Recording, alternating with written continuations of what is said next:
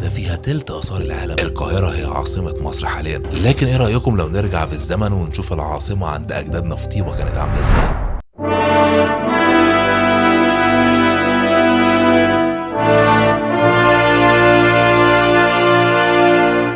أقدم وأشهر مدينة على مستوى العالم مدينة الألف باب. أهلا بيكم في الأقصر.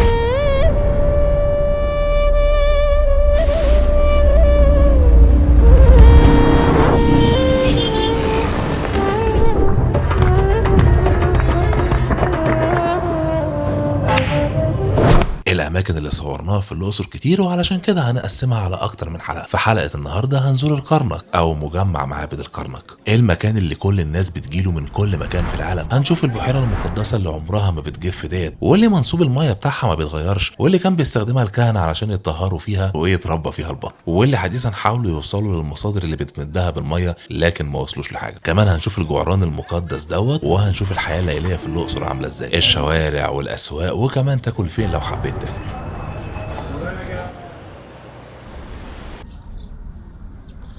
المفروض حاليا احنا في طريقنا للاقصر، ووقفنا هنا في الاستراحه الجميله ديت، واللي بتطل على الاراضي الزراعيه المستصلحه اللي جنبنا ديت، واللي الجو فيها جميل جدا.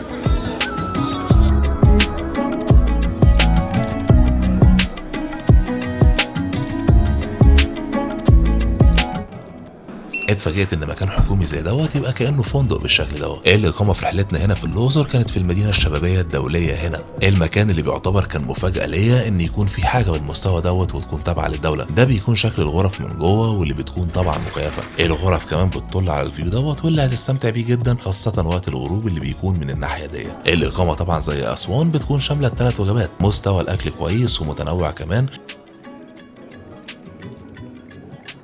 هنا هتلاقي ملاعب كرة قدم وسلة وحمامات سباحة وصالة الألعاب ديت، واللي فيها بلياردو وبينج بونج طبعا.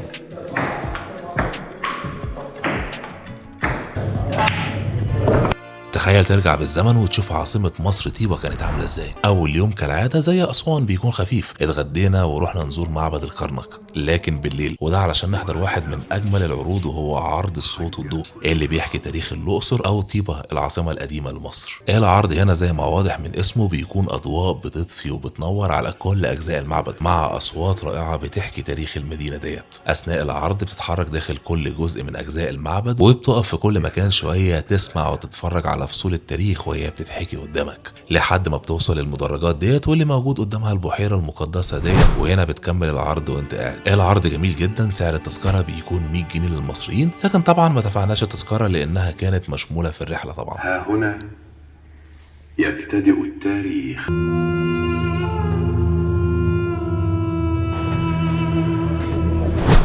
تاني يوم فطرنا واتحركنا تاني على معبد الكرنك، لكن المرة ديت علشان نستكشفه بالتفصيل. تخيل بحيرة مقدسة ما بتجفش ابدا، وما عرفوش يوصلوا للمصدر اللي بيمدها بالمية، واللي موجودة هنا داخل تاني اكبر معبد اثري على مستوى العالم، معبد الكرنك. المكان اللي ما كانش ينفع حد يدخله غير الملك والكهنة بس. بداية المعبد هتشوف الكباش ديت اللي مشهور بيها المعبد، واللي بالمناسبة 1200 تمثال متوصلين لحد معبد الاقصر اللي هيكون في الحلقة اللي جاية ان شاء الله، واللي فيه اغرب مسجد شفته في مصر. بعد كده بنلاقي صرح المعبد دوت، ووراه صالة الأعمدة ديت. اول مكان هيقابلك هنا في المتحف وهو اللي ورايا دوت، واللي بيسمى بالصرح. واحده من الحاجات اللي ممكن توضح لنا ازاي كانوا بيبنوا الحاجات العاليه، ومنها الصرح اللي ورانا دوت، واللي لسه متسابع لحد دلوقتي، وهو الساتر الترابي او اللي داخل فيه طوب كمان دوت اللي ورانا، اللي لسه جزء منه دوت متبقي، واللي بيوضح لنا الطريقه اللي كانوا بيبنوا بيها الاماكن العاليه، عن طريق ان كل ما الصرح بيرتفع بيبدا يرتفع معاه الردم دوت، علشان يبقوا كانهم بيشتغلوا على مستوى الارض العادي.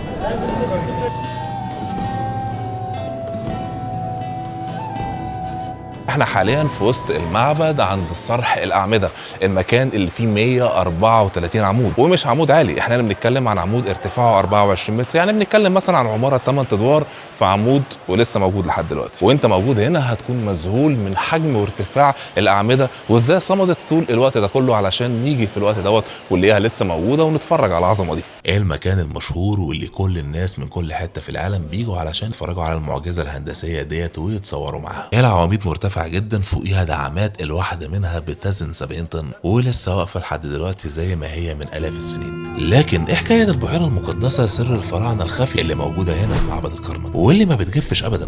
غطاسين محترفين نزلوا البحيره المقدسه هنا علشان يحاولوا يستكشفوا هل في مصدر ميه بتستمد منه الميه بتاعتها ديت. طولها 80 متر وعرضها 40 متر، واللي كانت بتستخدم في التطهر قبل الطقوس الدينيه. كمان فيها مقاييس لتحديد مواعيد الفيضان. احنا حاليا جنب البحيره المقدسه واللي موجوده في معبد الكرنك هنا، واللي مهما حصل من فيضان او اي تغيرات ما كانش الميه بتاعتها ولا بتزيد ولا بتقل. البحيره واللي انشاها الملك لزوجته، ومن كتر اهتمامه بيها ما كانش ده الشكل بتاعها، كانت مليانه انواع معينه من الزرع والزهور النادره. كمان كان مهتم جدا ان يجيب اي حاجه جديده من بره، علشان كده جاب ساعتها الوز والبط كانوا موجودين في البحيره ديت. اللي ورانا دوت الجعران المقدس واللي موجود هنا في معبد الكرنك، واللي فيه اسطوره. وخلي بالكم من الاسطوره دي، احنا ما بنقولش ان هو حقيقه. بتقول ان اللي بيلف حواليه 3 مرات بيجري بالحظ، اما اللي بيلف حواليه 5 مرات فدوت لو حابب ان هو يتجوز.